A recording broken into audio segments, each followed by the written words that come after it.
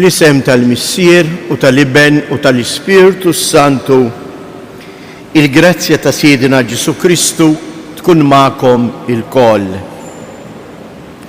Sejrin nofru dan is-sagrifiċċju tal-Quddiesa għar-Ruħ Viktor Sammut. Ħuti ejjew narfu n-nuqqasijiet tagħna u nitolbu maħfra lill-Alla għalihom biex hekk dejn il-laqgħa tagħna miegħu tħalli tassew il-frott mixtieq.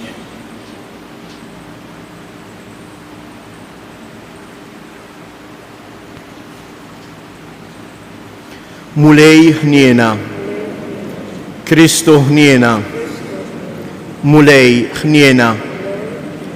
Iħenna lina Alla li jista' kollox jaħfrilna dnubietna u jwassalna għal ħajja ta' dejjem. Nitolbu. U Alla, inti jerġajt waqqaft id-dinja imġarfa billi jibnek ċekken lilu n-nifsu. Imla l-fidili tiegħek farħ qaddis u għati jena bla tmiem lil dawk li jinteħlist mill-jasar ta' dnub. Bibnek Ġesu Kristu Sidina li ju Alla u li miegħek jgħix wisaltan flimkien mal-Ispirtu Santu għal dejjem ta' dejjem.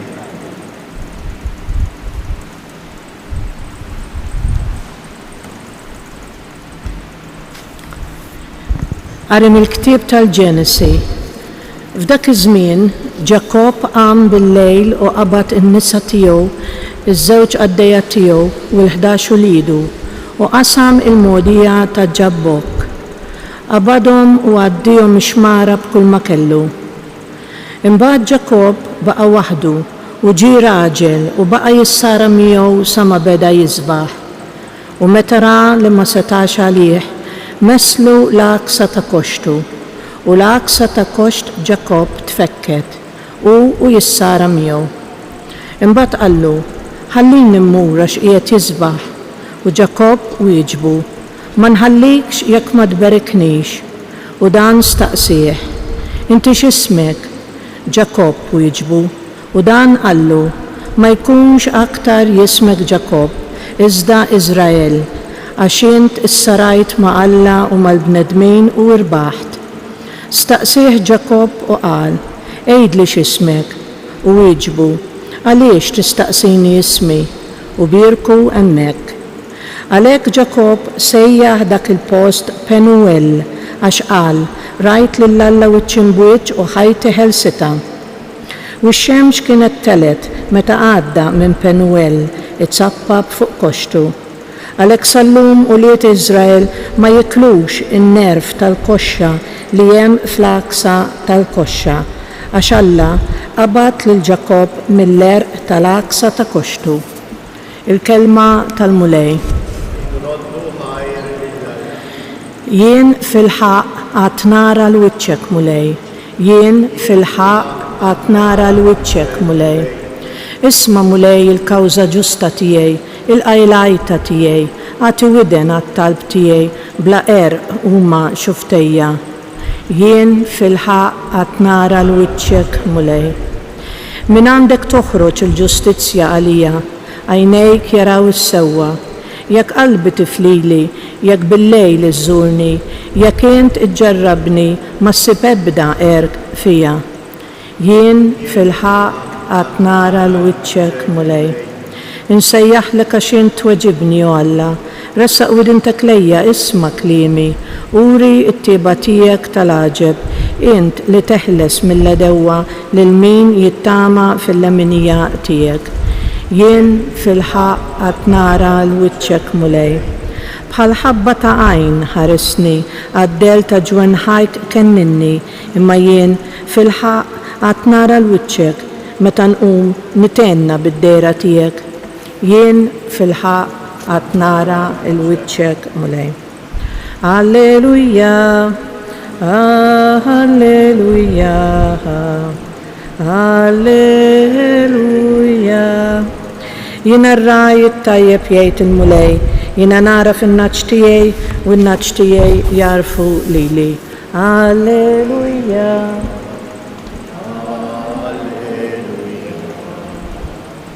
Alleluja. Il-mulej ma'kom. Qari mill-Evanġelju skont San Mattew. F'dak iż-żmien, in-nies ġabu quddiem Ġesu wieħed imbikkem maħkum ix-xitan. Ġesu keċċa x-xitan u l-imbikkem qabad jitkellem.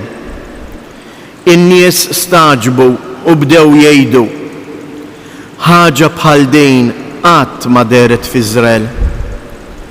Imma l-Fariżej qalu: dan bis-saħħa tal-prinċep tax-xjaten hija tikeċċi x-xjaten. Ġesu dar li bliet kollha u l-irħula jgħallem fis-sinagogi, ixandar l-Evanġelju tas-saltna u jfejjaq kull xorta ta' mart u l-kull min nieqes minn saħħtu. Ra in-nies u tħassarhom għax kienu mdejqa u mitluqa bħal naċ bla raj. Imbagħad qal lid-dixxiepli tiegħu: il-ħsad huwa kbir, iżda l-ħaddiema ftit. Itolbu mela lil sejt il-ħsad biex jibgħat ħaddiema għal ħsad tiegħu. Il-kelma tal-mulej. Tifħir lilek Kristu. Ek dan il-Vanġilu eżies għandu jimlilna bil-kuraġġ għax jurina x'inhi il-preokkupazzjoni ta' Ġesu. Ġesu jinteressaħ minni u minnek. Ġesu irrid li aħna ma nkunux nies imdejqa, mitluqa bħal naċ bla raj. Ġesu irrid li aħna nkunu nies li kapaċi nitkellmu miegħu, nitkellmu bejnietna. Ek l-ewwel miraklu li rajna f'dan il-Vanġelu tal-lum, dan il-braġel li għandu fih ix-xitan huwa bniedem minn bikkem ma jistax jitkellem. Għaliex? Għaliex il-ħażin, aħna kull miraklu huwa sinjal, ma rridux naraw dak li ġara fih innifsu, imma rridu naraw il-messaġġ li jwasslilna. Il-bniedem li għandu fih il-ħażen ma jista' qatt jitkellem. Aħna xi kultant ngħidu il-ħażin jagħmel ħoss aktar mit-tajjeb, veru. Imma il-ħażin lili u lilek ijassarna, isikkitna, għaliex aħna maħluqin minn Alla biex nagħmlu t-tajjeb. U dak it-tajjeb li hemm fina joħonqu. Ftakru fil-parabola taż-żerrija li tinżera f'art tajba imma qalb l-ollieq u x-xewk, u dak l-ollieq u x-xewk joħnoq dik iż-żerrija u ma tistax tagħmel frott. Għalhekk il-mulej Ġesu jitħassarna eżies. Għax il-mulej Ġesu żera fija u fik żerrija tajba. Żera fija u fik il-kelma tiegħu. Tana il-fom l-sien biex aħna nkunu kapaċi ngħaddu kelma ta' ġid, inkunu nies li nfaħruh, inkunu nies li ngħinu lil xulxejn. Ejjew nitolbuh din il-grazzja. Ejjew fl-istess ħin aħna stess nitolbu biex il-mulej jibgħat aktar ħaddiema fil-għalqa tiegħu. Il-ħaddiema fil-għalqa tiegħu min huma? Huwa jien u int, mhumiex il-qassisin biss. Huwa jien u int li l-kol kemm aħna imsejħin biex inwasslu il-ferħ ta' Alla fil-qalb ta' kull bniedem u mhux id-dwejjaq. Alla ma jridx jara l-bniedem imdejjaq. Kemm sabiħa din l-espressjoni li jgħam li jgdbilna l-Evanġelista Mattew, ra n-nies u tħassarhom għax kienu imdejqa. Ejjew aħna wkoll nikkoperaw ma' Ġesu billi naħdmu ħalli nneħħu id-dwejjaq mill-qalb ta' kull wieħed u waħda minna. U dan nagħmluh bl-imħabba u bir-rispett lejn xulxin.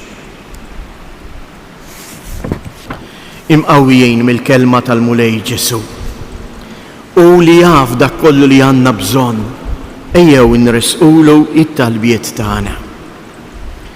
Nitolbuk mulej għall-Knisja mqazza tiegħek biex tkompli twaslilna il-kelma tiegħek li timla l-qalb ta' kull bniedem bil-paċi tiegħek. Nitolbuk mulej għall-gvernijiet tad-dinja kollha sabiex huma jaħdmu bil-ħila kollha tagħhom biex tinqered kull dbatija jinqerdu id-dwejjaq minn tant popli li qegħdin nisofru partikolarment minħabba il-ġuħ u l-gwerer. Nitolbuk mulej għalina il-koll, għamel minna strumenti tal-imħabba tiegħek u l-paċi tiegħek fost ħutna. Nitolbuk mulej għaż-żgħażagħ tagħna, għatihom il-qawwa tal-Ispirtu biex huma wkoll b'kuraġġ jarfu jilqgħu is-sejħat li inti tagħmlilhom ħalli jaħdmu fil-għalqa tiegħek. Minn dan is-santwarju għażiż tal-Madonna ta' Pinu, nitolbuk mulej biex tbierek u tqaddes il-familji tagħna. Għati l-għajnuna meħtieġa lill-morda u lil dawk kollha li jduru bihom. Fiskiet inresqu it-talb personali tagħna.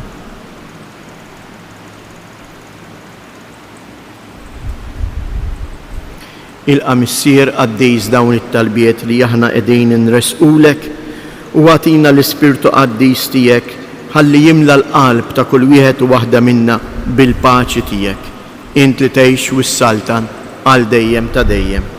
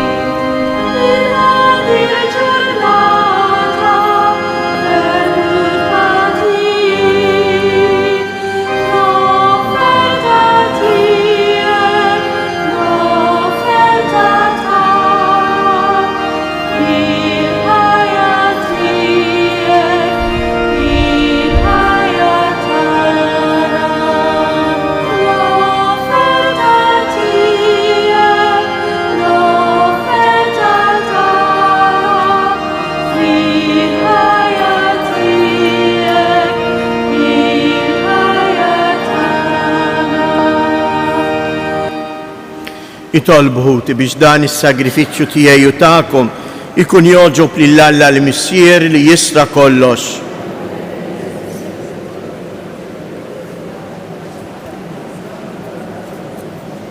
Din l-offerta mulej nikkonsagrawha lill-ismek u nitolbuk li hija s-saffina u tagħtina l-għajnuna biex minn jum għal ieħor nagħmlu opri li jixirqu lill-ħajja tas-sema bi Kristu Siedna.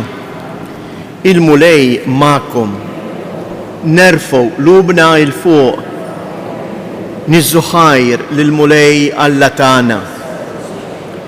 Sewwa u xieraq tas-sew Missier Qaddis, tajjeb u taġi tas-salvazzjoni tagħna li dejjem u kullimkien inroddulek ħajr bibnek il-għażiż Ġesu Kristu. Il-verb tiegħek li bih għamilt kollox, li jintbattulna bħala Salvatur u feddej, magħmul bniedem mill-Ispirtu Santu u imwielet minn Marija Verġni. U għatem ir-rieda tiegħek u kiseb għalik poplu qaddis. U fil-passjoni tiegħu fetaħ idejh fuq is-salib biex iħolna mill-irbit tal-mewt u jurina il-qawmien għal-ħajja. Għalhekk flimkien mal-anġel qaddisin kollha inxandru il-glorja tiegħek u bleħen wieħed intennu għaddejs, għaddejs, għaddejs. Mulej Alla tal-eżerċiti, is-smewwiet u l-art mimlija bil-glorja tiegħek, Osanna fil-oli ta' smewwiet, imbirek minn ġej fisem il-mulej, Osanna fil-oli ta' smewwiet.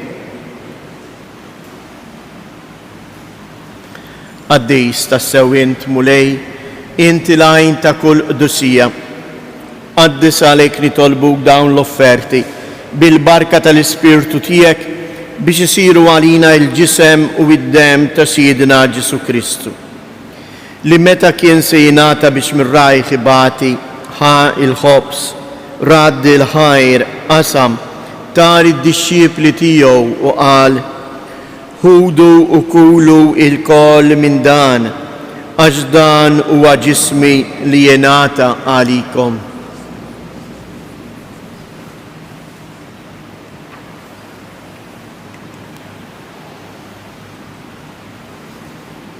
Ekku koll wara li klaħal kalċi, reġa' raddi l-ħajr, tal id-dixxiepli tiegħu u qal: ħudu u ixorbu minnu il-koll, għax dan huwa il-kalċi ta' demmi tal-patt il-ġdid li jibqa' l dejjem.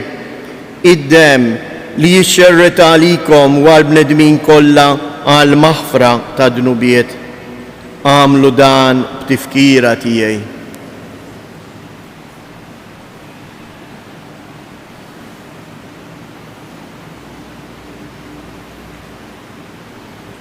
Danu il-misteru tal-fidi, inħabbru l-mewt tiegħek mulej, inxandru bil-ferħ il-qawmien tiegħek, nistennewk sa ma tiġi fil-glorja.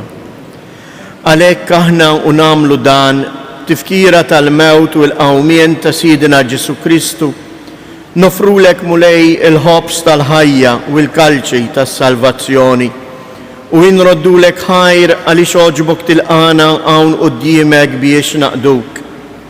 U miċċa kontana nitolbu li l-Ispirtu Santu jaqadna f'ġisem wieħed, lilna li nieħdu sehem mill-ġisem u id-dem ta' Kristu.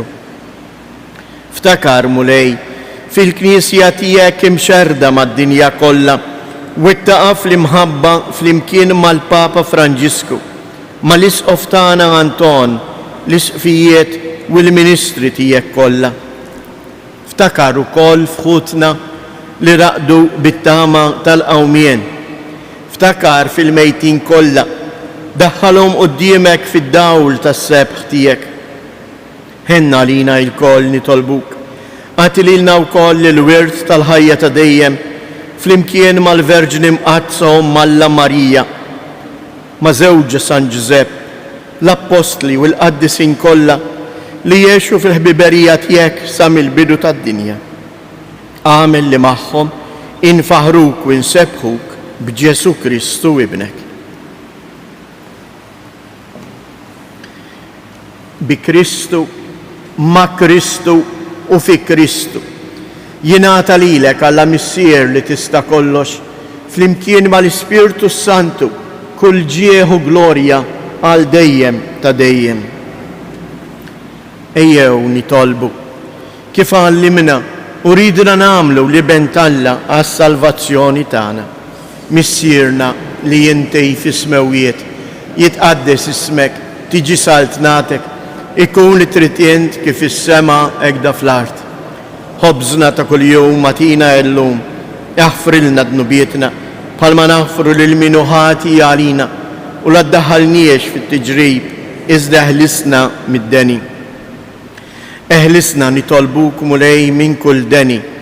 Atina fit-tieba u l-ħniena tiegħek il-paċi fi żmienna biex inkunu ħielsa dejjem midnub u mħarsa minn kull inkwiet.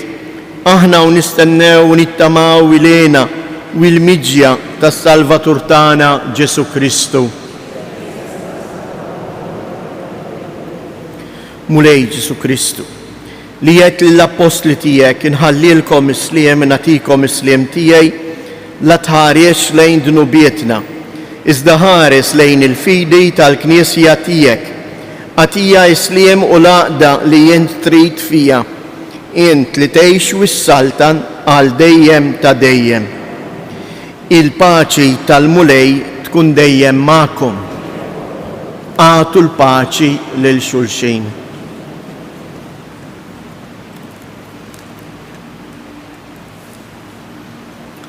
Ħaruf ta' Alla li tneħħi dnubiet tad-dinja ħenna għalina.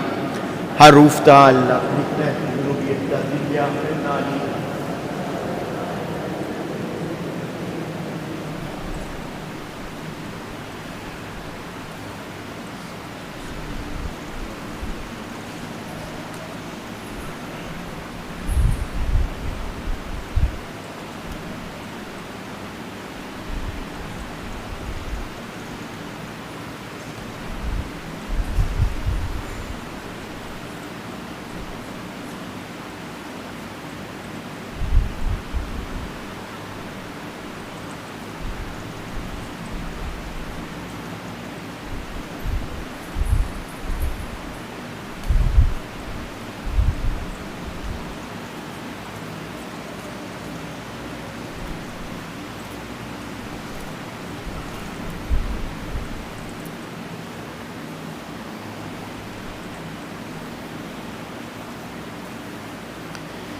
Danu l-ħaruf ta' Alla, danu li jneħħi d-dnubiet tad-dinja, ħen dawk li huma mistiedna għall-ikla tal-ħaruf.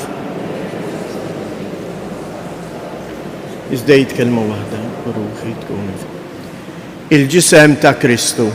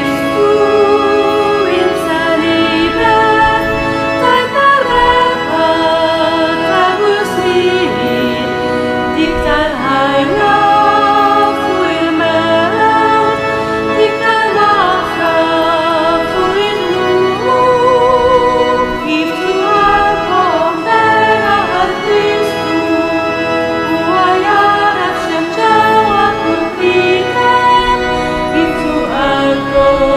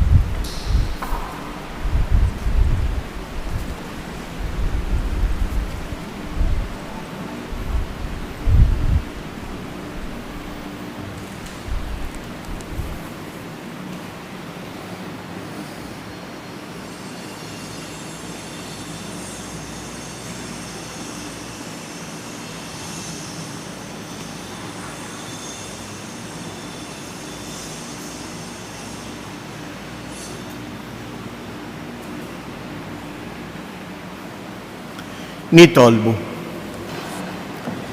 Issa li mlejtna bil-għajnuna kbira nitolbuk mulej biex dejjem tatina id-doni meħtieġa salvazzjoni tagħna u li qatt ma nifqu infaħruk bi Kristu Siedna. Ngħidu 3 Avamarijiet lil Madonna tal-Bitna ngħidu u npoġġu taħt il-ħarsa materna tagħha propju f'dan il-mument partikolari lil Papa Franġisku kif ukoll lil morda kollha tagħna. Slima lik Marija, bil-grazzja mimlija l-mulej miegħek, imbierka inti fost in-nisa, imbierek il-frott tal-ġuf tiegħek Ġesu.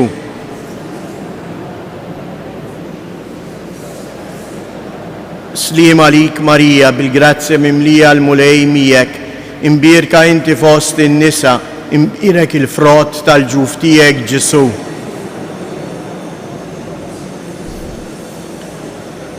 Slima lik Marija, bil-grazzja mimlija l-mulej miegħek, imbierka inti fost in-nisa, imbierek il-frott tal-ġuf tiegħek Ġesu.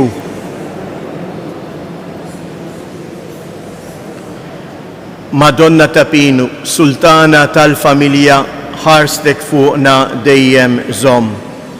Il-mulej ma'kom. Iberikkom Alla li jista' kollox, il-Missier, l-Iben u l-Ispirtu Santu.